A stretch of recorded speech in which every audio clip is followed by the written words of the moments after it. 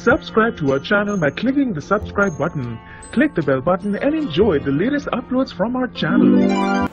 पूरी तैयारी के साथ आई है पार्वती, खंडेराव के लिए कोई भी रास्ता नहीं छोड़ रही है। नमस्कार दोस्तों, स्वागत है आपका आपके अपने चैनल हंग्री स्पिरिट्स में। हंग्री स्पिरिट्स देख रहे सारे दर्शकों का मैं अंजू शर्मा दिल से स्वागत करती हूँ। पार्वती का वाड़े में आना, खंडेराव को देखना, मोहित हो जाना और उसके बाद विवाह का प्रस्ताव आ जाना, ये सब पार्वती के लिए तो लॉटरी लगने वाली ही बात है। मगर जैसे ही उसको थोड़ा सा भी अंदेशा होता है, जैसे कि अहिल्या से मिलना और फिर खंडेराव और अहिल्या के प्रेम की बातें सुनना, ये सब चीजें जैसे पार्वती खंडेराव के सामने बताती है, उसी से पता चलता है कि वो सिर्फ और सिर्फ चाहती है कि ये शादी हो जाए, मैं रानी बन जाऊं। तो इसीलिए वो खंडेराव का मन टटोलती है।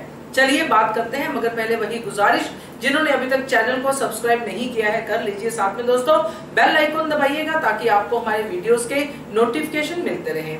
अभी तक जो पार्वती का कैरेक्टर हमने देखा है, उससे वो थोड़ी भोली लग रही है, थोड़ी चंचल लग रही है, बहुत ही सीधी लग रही है। आगे क्या होगा हमें नहीं पता, मगर जिस तरह से ये सीन आगे गया है, जैसे वो खंडेराव से शादी की बात ही होती है, अपना प्रेम प्रसंग गाने के लिए वहां पे पहुंच जाती है, उस समय की बातें हैं जब एक बाल विवाह होते थे, जब ये चीजें लड़कियां करती नहीं थी, है ना। हमने देखा है, इसी शो में देखा है, इसी सीरियल में देखा है कि लड़कियां कितनी ज्यादा शर्माती थी अपने पति के लिए। जैसे वहां पे विधवा, जो बाल विधवा थी, उसके साथ भी क्या क्या होता था, यानी कि जो पुरुष है वही प्रधान है और उनके सामने नारी की कोई ऐसी वैल्यू नहीं थी।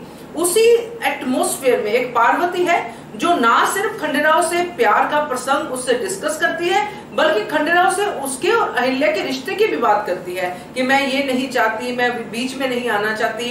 यानी कि खंडेराव के मन से वो सारी बातें कहलवा ले जो खंडेराव सोच रहे हैं और समझ जाए कि खंडेराव को आगे कैसे हमें ट्रीट करना है।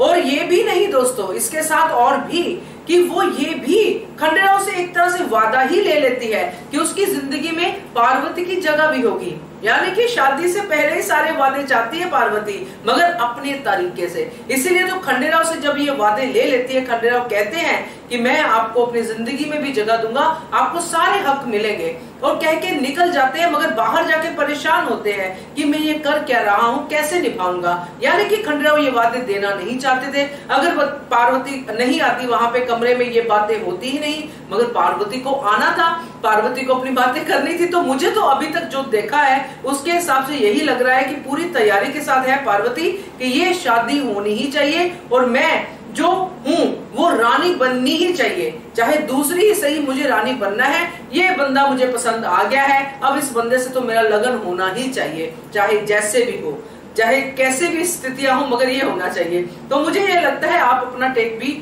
बताइएगा कि आपको क्या लगता है वीडियो के नीचे कमेंट करके। देखते रहिए channel Hungry Spirits. Thank you so much.